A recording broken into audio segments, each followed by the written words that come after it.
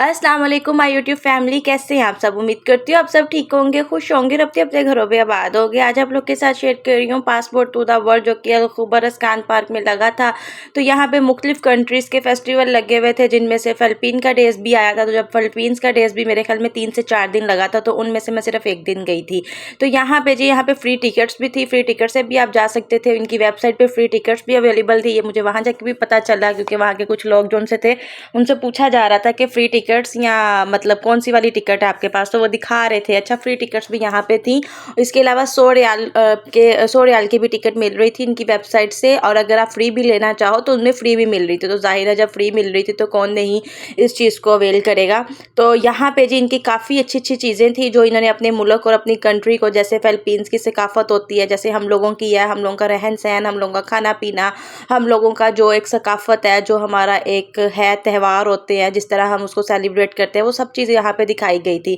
तो यहाँ पे ये आदमी था जो ना हाथों से कुछ ये बास्केट्स और ये चीज़ें वगैरह बना रहा था। डेकोरेशंस की आइटम्स थी इसमें, ये सारी बास्केट्स थी, ये कुछ ये फ्लावर्स वगैरह पड़े हुए थे कि और कुछ ये डेकोरेशन पीसेस थे। और कुछ यहाँ पे काफ़ी चीज़ें थी जो इतनी प्यारी लग रही थी। और अच्छा, ये ना सेल पे नहीं थी, यानी कि ये बिल्कुल भी आप इसको ख़रीद नहीं सकते थे, सिर्फ ये एग्जीबिशन के तौर पर उन्होंने लगाई हुई थी। और उसके अलावा यहाँ पे और भी काफ़ी चीज़ें थी जो यहाँ पे बहुत सी चीज़ें बैठी हुई थी। कुछ फ्लावर्स थे जो हाथों से वो बना रही थी फिलिपिनो। और कुछ यहाँ पे ये चीज़ें थी। अच्छा, ये बैग्स थे क्रोशिया के ना। तो ये भी आदमी सेल, ये लड़की थी, लेकिन ये बिल्कुल भी ये नहीं था कि आप इसको ख़रीद नहीं सकते हैं। सिर्फ आप इसको पकड़ के तस्वीर वगैरह उतार लें या इसके साथ खड़े होकर लड़की के साथ पिक्चर ले लें, इससे पूछ के।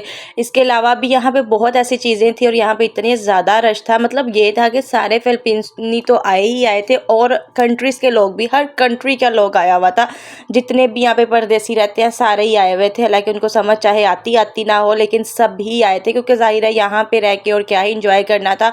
और जब इनकी वेबसाइट से फ्री टिकट्स भी मिल रही थी, तो फ्री टिकट्स को कौन छोड़ता है। और वैसे भी चलो फ्री भी है, जो भी था, तो लोग इंसान इंजॉय करने के लिए चला ही जाता है। तो यहाँ पे ये इनका कोई डांस था। अच्छा, ये बड़ा स्लो स्लो स्टार्टिंग में कर रहे थे, उसके बाद इन्होंने थोड़ा सा ये स्पीड में किया था और थोड़ा मैंने कैमरे की स्पीड बढ़ा दी। तो ये है, लेकिन अच्छा बड़ा मज़े का। और इनके म्यूज़िक जो सा था ना, वो भी बड़ा पोलाइट, बड़ा मज़े का था। समझ कोई भी नहीं आ रही थी। मुझे लगता है शायद इसको BTS म्यूज़िक कहते हैं, या BTS के जो फ़ैन होंगे उनको पता होगा। मैं तो खैर नहीं सुनती ना, मुझे इन चीज़ों का पता था। इतना ज़्यादा पता तो है, लेकिन थोड़ा बहुत, क्योंकि मैं इंटरेस्ट नहीं रखती थी इन चीज़ों का, मुझे ना समझ आती है तो नहीं। लेकिन ये BTS म्यूज़िक लवर जो हैं उनको ये पता होगा। तो वो वाला म्यूज़िक लगा हुआ था और ये यहाँ पे बड़ी प्यारी चिड़िया मिनिया डांस कर रही थी और बड़ी अच्छी लग रही थी। और सबकी शक्लें मुझे सेम ही लग रही थी। हालांकि मुझे ना फ़िलिपींस के जितने भी लोग हैं ना, उनकी सब लोगों की, लोग कह रही हूँ, उफ, ये नहीं कि लोगों की शक्लें सबकी सेम ही लगती हैं। मुझे इनमें ज़रा भी कोई डिफरेंट नहीं लगता है। मुझे नहीं लगता है कि सारे, यानी कि वो उसकी शक्ल किसी को पहचानना हो तो बहुत मुश्किल है।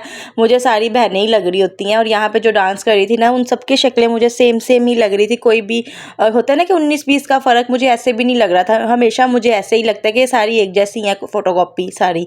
और वाकई मुझे यानी कि इनकी शक्लें, आप जब बहुत ज़्यादा फ़िलिपीन सारे लोग इकट्ठे हो जाए ना, तो वो बिल्कुल आप पहचान नहीं पाते हो। तो मुझे तो समझ ही नहीं आती इनकी शक्लों की, सारे सेम सेम लगते हैं। उसके अलावा यहाँ पे इनके कोई सिंगर्स भी आए हुए थे, जो थोड़ी देर के लिए हमने सुने।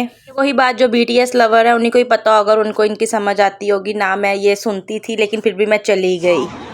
Entitled. Ano po bang nandyan natin? Are you a fan po of Sarah G? Sino po ang fan po dito ni Sarah G? Pasigawan po kayo lahat! So, for my next song po, entitled, Maybe This Time. So, kung alam niyo po, can you help me sing the song po? Okay po. Ready po? बाद इनके गाने शाने शुरू हो गए थे और थोड़ा डीजे शीजे था। और मुझे इनके नाम्स वगैरह बिल्कुल भी आइडिया नहीं थे, लेकिन थोड़ी देर मैंने ये देखा और सुना इनको, और बाद में मुझे समझ तो कुछ भी नहीं आई, ना मेरे पल्ले पड़ा। लेकिन खैर, जो इनको समझ आ रही थी फिलिपिनो को, वो तो सही उदम और डांस कर रहे थे। अच्छा, कुछ मज़े की बात ये थी कि जिन सऊदियों को भी समझ नहीं ना आ रही थी, वो भी लगे हुए थे। हर कंट्री का कुछ बंदे ऐसे थे कि जो मतलब लगा हुआ था, समझ कोई नहीं आ रहे, वो अपनी अपनी कंट्री के स्टेप मार रहे हैं, अपनी कंट्री के भंगड़े कर रहे हैं और मौजें मार रहे हैं।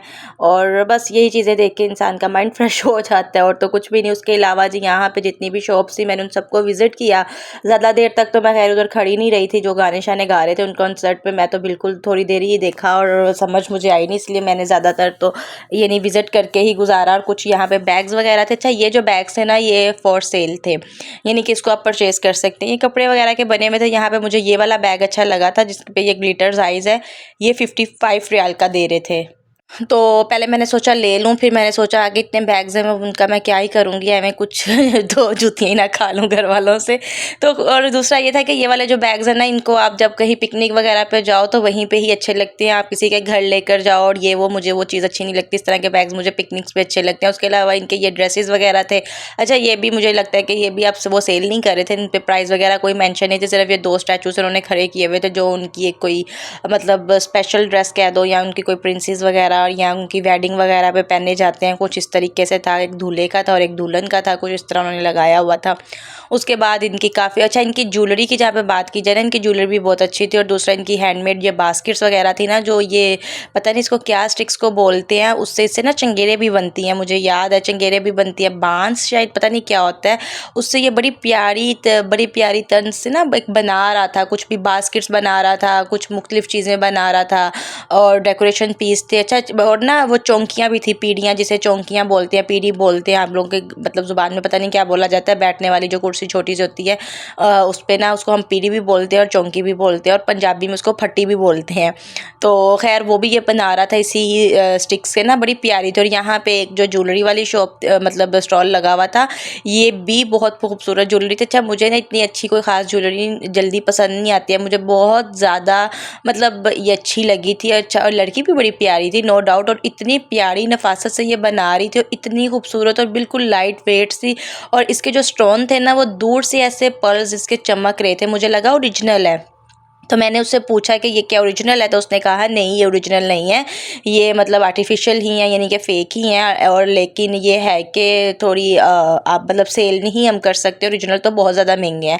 लेकिन मुझे जो ये स्टोन्स यहाँ पे पड़े हुए थे ना, ये कैमरे में ज़रा थोड़े अच्छे से इसकी शाइन नहीं आ रही है, लेकिन ये शेल और जो भी था इसकी बहुत प्यारे मुझे लगा है। ये ओरिजिनल पल्स पड़े हुए हैं, लेकिन खैर वो ओरिजिनल नहीं थे। उसने कहा नहीं ये ओरिजिनल नहीं है, लेकिन इतने प्यारे कलरफुल से थे ना, मतलब बड़े प्यारे आंखों को लग रहे थे। तो मेरा दिल कर रहा था कुछ एक आधी इनकी ज्वेलरी खरीदने को, कुछ ब्रेसलेट और कुछ इयररिंग्स और कुछ ये बालों के लगाने वाले फ्लावर्स वगैरह थे। लेकिन उन्होंने कहा कि नहीं ये हमें अलाउ नहीं, हम सेल नहीं कर सकते, सिर्फ एग्जीबिशन लगी हुई है। और इसके अलावा और यहाँ पे फूड स्टॉल भी लगे हुए थे, लेकिन मैंने ट्राई नहीं किया था इनका फूड।